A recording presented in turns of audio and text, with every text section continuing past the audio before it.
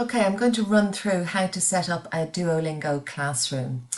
You start off going to the Duolingo website, duolingo.com, and press Get Started, and that's going to talk you through setting up an account. It's all the usual stuff like your name, your email address, and so on. I already have an account, so I can log in. I've used the LMETB email address for the account. Log in with my password. And I get a user's screen. Now you need to go and get a new tab, and you need to look for schools.duolingo.com. And this brings you into a different part of the website. So you can see here I've already had a couple of trials to set up a classroom. Up here it's create another classroom. Name of the classroom,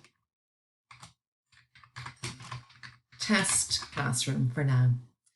Now Duolingo teaches English through the learner's own language. So it's not learning English through English. It's learning English through Polish, learning English through Spanish, Romanian, Lithuanian, whatever it is. So my students are learning. My students are learning English. My students speak. And this is where the classroom groups are going to have to be set up by nationality or by primary language. So this may or may not work for everybody. So if I choose Polish again and hit continue. Now, there's two ways you can invite the students to the classroom. You can either create an account for the students or share the classroom link. It was share the classroom link that I did the last time. And so here it gives me the link, which I can copy and simply put into an email. So if I copy this link, I can go into my emails here and I can press Control V to paste it. Going back into my classroom, I can share the classroom code. So this is my classroom code.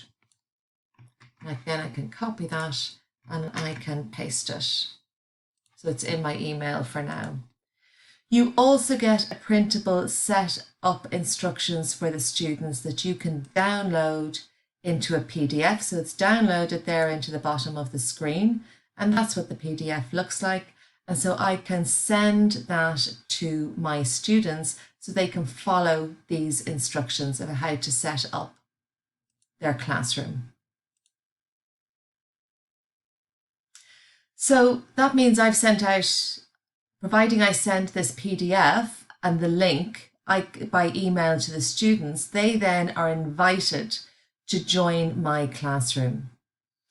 I can then set different assignments for them. So if I look at assignments, I can set an assignment per topic, and I can set an assignment per date. If I want to look at the English curriculum, I can go here. So you've got beginner, intermediate, and advanced. So starting off with beginner, you get a good idea of the type of activities the learner is going to get. So this part here is in Polish because I've chosen Polish as the language. They've got 3 lessons. It takes 30 minutes. They're going to have audio and they're going to have vocabulary that they can learn, that they can choose different options for. They can listen to the words. Then down here, you can see the next lesson. And again, it says 3 lessons, 30 minutes. You can go on down here and see more.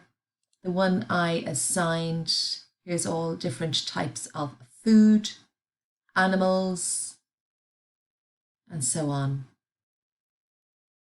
Pronouns, verbs.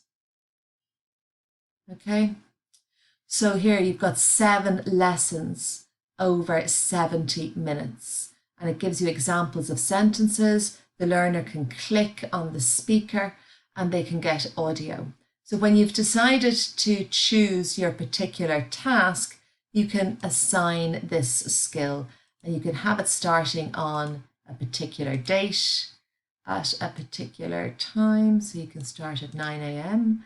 and they have until, say, Friday the 27th to do it.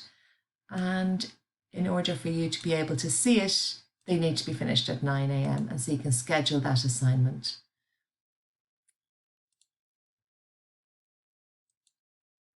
Now we can see that my class has 0 students in it because nobody has replied to the email to invite them into the classroom yet.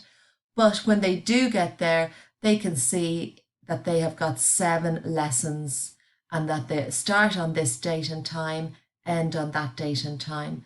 And you're then able to go in and view the assignments that the learners have looked at.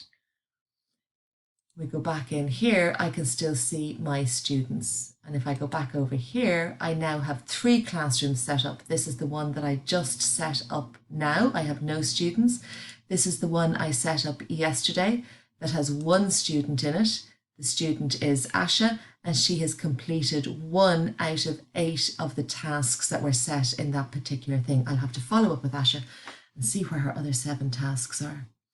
So back into the classrooms, it means that you would have a classroom perhaps per language. I mean, it's not going to work for everybody.